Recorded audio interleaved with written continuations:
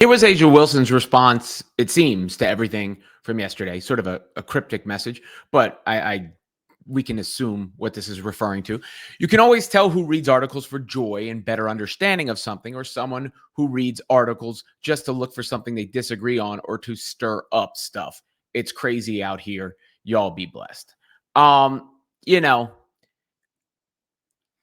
sorry. When Caitlin Clark, who is the biggest star in the sport by a mile, is referenced and shaded, whether it be indirectly by Asia or named directly in the piece, it's going to be the takeaway. That's, for everybody who says, Caitlin Clark isn't solely responsible, blah, blah, blah, they always wind up using Caitlin Clark to drive the interest and drive the clicks and whatnot.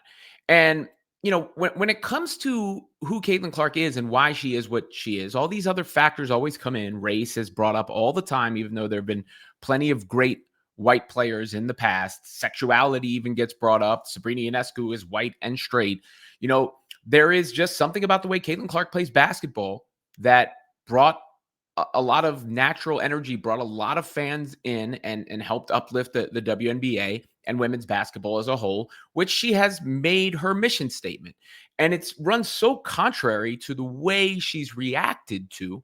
I mean, you go to what she said before Saturday Night Live before a rookie season, shedding light on the Pioneers, what she says every time she speaks, and yet it is always this mess. And people have a really difficult time separating the fact that Clark is the catalyst. Again, that doesn't mean there wasn't growth before. That doesn't mean it wasn't deserving of recognition before.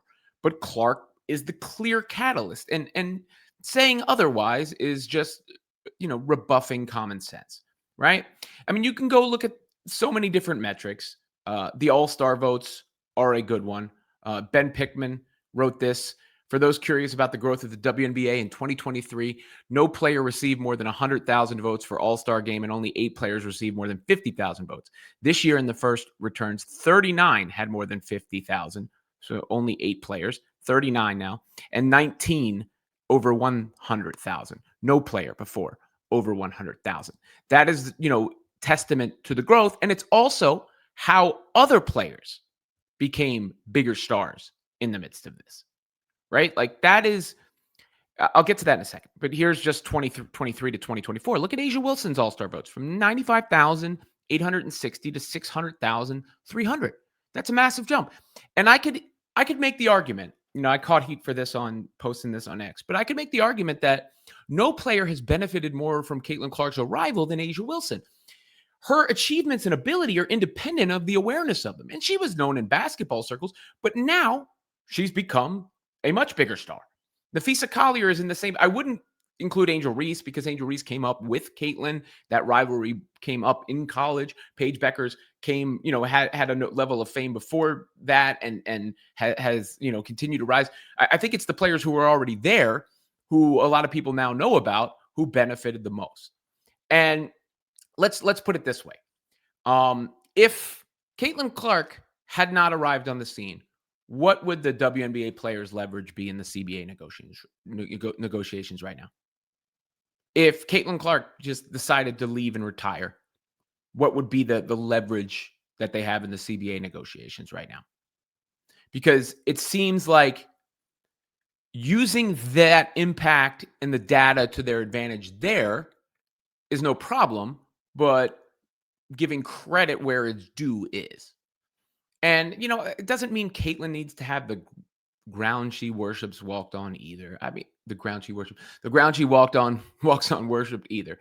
Like none of those things. It's not about that. Everybody just, it's just the article itself again. Let's revisit that. And I'm not going to do a whole bunch of videos on this. Just, I thought it was worth a follow-up considering all the talk. But Sean Gregory, who wrote this, he wrote Caitlin's piece last year. I know Sean. I like Sean. But I'll be critical here. I don't like the way this is worded. Clark's emergence created a toxic, racially divisive narrative that she was almost singularly responsible for salvaging a league whose foundation had been built by a mostly Black player base. Salvaging maybe is the wrong word there. The explosive growth of the league, she is mostly responsible. That is just the truth. It's not a toxic narrative. then this other part about like vindication with her injury. That's just a weird thing to have out there and to make like to have to say something to be clear Wilson did not cheer. Well, I hope not, right? I hope not. But all of that is in conjunction. I say it over and over again. It's in conjunction with Clark because Clark brought this explosive growth that then trickle rising tide lifts all boats. Doesn't just boost one yacht. And if you still look at the ratings, even though they're up across the board, I mean, you still look at the breakdowns and games with Clark are way higher than everything else. Games with the Fever, because Clark fans became Fever fans, are still higher than everything else. And everything else is higher than it was before. These are all good things. These are all good things.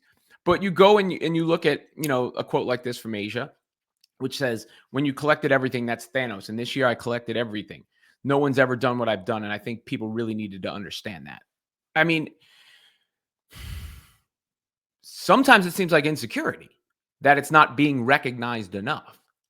I mean, and you go back to the shoe thing, and I'm not trying to pull at old wounds, but I do think the shoe thing in so many ways started a lot of this narrative and this discourse. Caitlin Clark got the Nike deal and Asia put delayed, not denied, even though she knew she had a shoe deal. And that fed into the racial, like, what, a black woman's not getting the shoe deal who deserved it. Clark's getting this big shoe deal first. And she knew she had a shoe deal. I mean, that escalated some of the tension and the vitriol and the online discourse and all that. Again, the real noise comes from the ticket sales. It comes from the people in the stands. It comes from the people cheering. And let's not act like Caitlin Clark didn't get there by basketball either. Again, all-time leading scorer in college, led the nation in points and assists, led Iowa to the national championship game back-to-back years, came in and set all sorts of records, not just rookie records, but WNBA records in a rookie year. She just happened to be hurt this year for a big chunk of the year. And again, all of that is independent of what Asia Wilson is capable of and what she deserves, because Asia deserved MVP. Asia has put herself in the upper echelon, if not at the top of the women's basketball rankings all time. All those can be true, but you can't control the motion. And it doesn't help to get mad about it. It doesn't fix anything. And that motion that we're talking about is the reason for the movement of the league. It's the reason everybody's going to get paid more. It's the reason it's growing. Other things, that's not to say people didn't work to establish the foundation. They did. That's not to say there wasn't signs of it heading in the right direction.